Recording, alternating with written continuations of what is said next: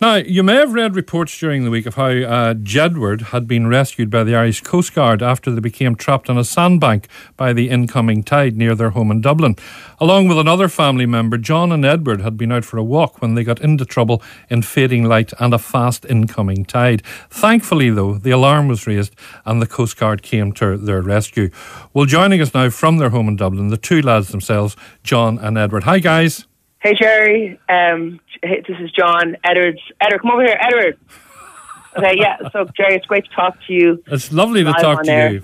Tell me this, John. It must have been a very frightening ordeal for the two of you. Yeah, it was a real frightening ordeal for me and Edward because we'd never experienced anything like that before. Normally, we're going out running and stuff like that, going for runs, going for walks. And we decided that evening to go to the beach that we don't normally go to. And we went for a walk for about like an hour or something like that. And then we went down towards, got caught in the sandbank, and then the light and everything started going down. It started becoming darkness. Then we were with our cousin. She had an iPhone, and we were able to call for help. But it was really, really scary because like the current, the water, everything was coming in, and all the water was coming all around us, and we were just really scared. But then, thankfully, the Coast Guards came and saved us. There was a helicopter, and it was insane. But thankfully, we're alive. How did you actually raise the helicopter? Who did you phone? We phoned the Coast Guard. We phoned our mom, and then our mom sorted out the whole entire thing because we were kind of knowing what to do because we had our little cousin with us.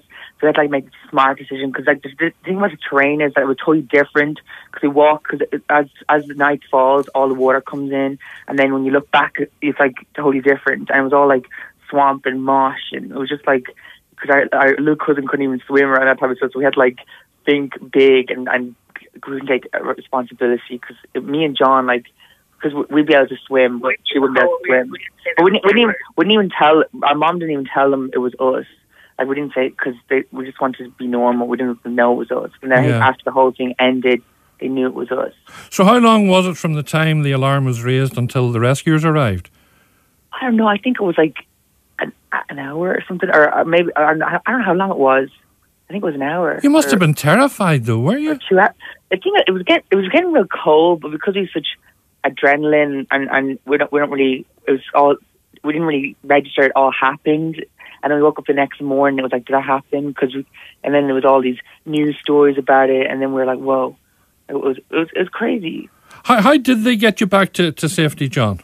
They had 10 Coast Guards, and then they were like basically lifting us up through all these rivers and all these different quicksand, and they had to like test all the, because they had to find the most shallowest parts because different areas were like quicksand, and then there was like all that kind of boggy everything, and it was like 1 o'clock at night time, so it was really, really dark, and they were trying to find us, like the location of us, because the iPhone thing didn't work, and then they were scanning all around the land, and the thing is that was so weird because we were so close to Malahide, but there was like this the sea was between us and Donabate that like we thought we were so close to land, to like people, but still no one saw us. Yes, we were literally in no man's land. Yes. Sometimes when we read these things about celebrities such as yourselves, we take it with a pinch of salt. But this was a real dangerous situation you were in.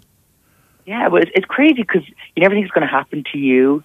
And then because we did like all the different things for water safety, and we used them for the summer, like for kids with like safe swimming and safety on the beach, that we never thought it happened to us. So now when we talk about it, we'll be able to actually say like all happened. Like so it's crazy to think that this always happens, and sometimes there's like awful tragedies that like people drown, and like you don't have to put yourself at the risk.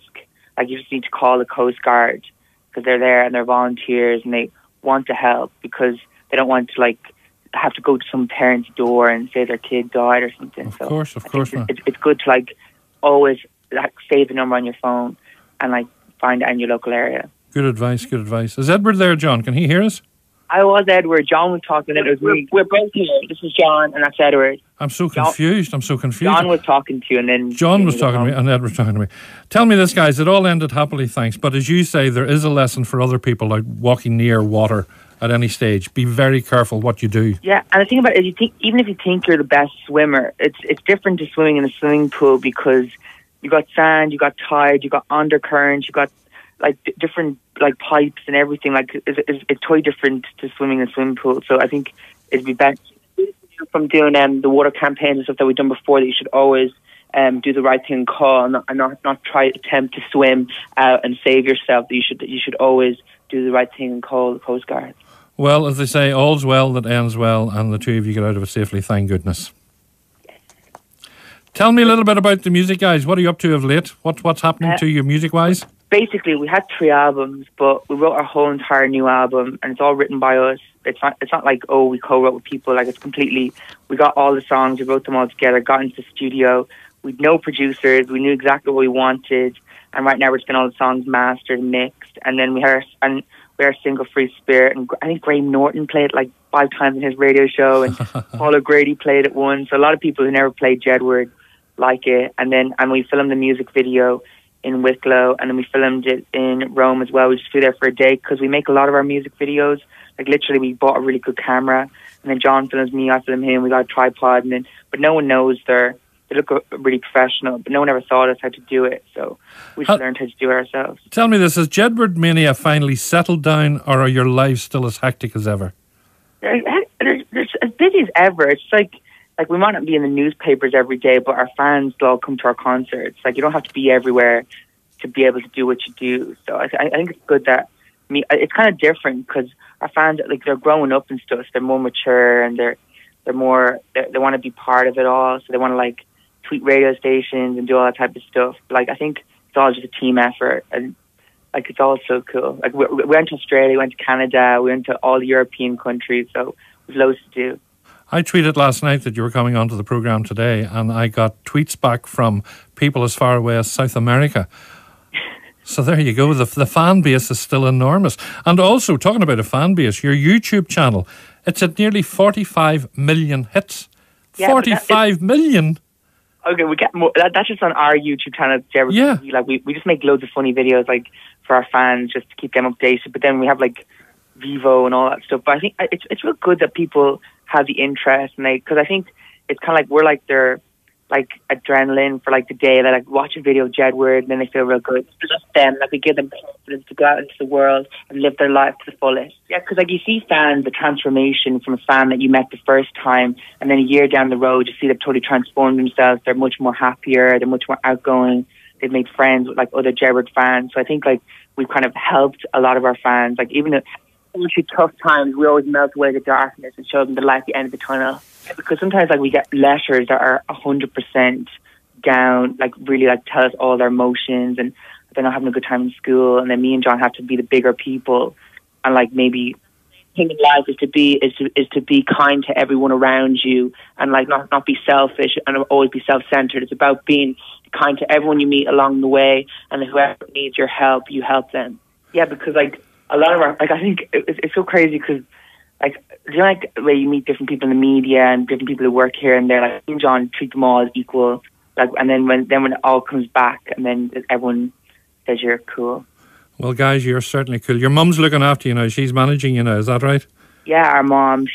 I think she always has. She's always, even if we had, like, Louis or we had whoever, like, she was still always a person who was always there making the decisions. And if anything ever went wrong, it'd never be anybody else's fault. And our mom would have to sort it out. Or if there's some crazy news story, our mom would have to, like, sort it out. Or, like, because she's always there. But now she's officially, so it's good. Guys, it's lovely talking to you. Thanks for taking our phone call. I'm glad it all ended up well and safely. And good luck. There's a new album coming out. When will that be released? Have you any idea? September for that. We look forward to that. I've got your single here, Free Spirit. I want to play it. But John and Edward, thanks for taking the phone call today. And keep safe, for goodness sakes, over the summer. Yes, we will. Thanks, lads. Bye.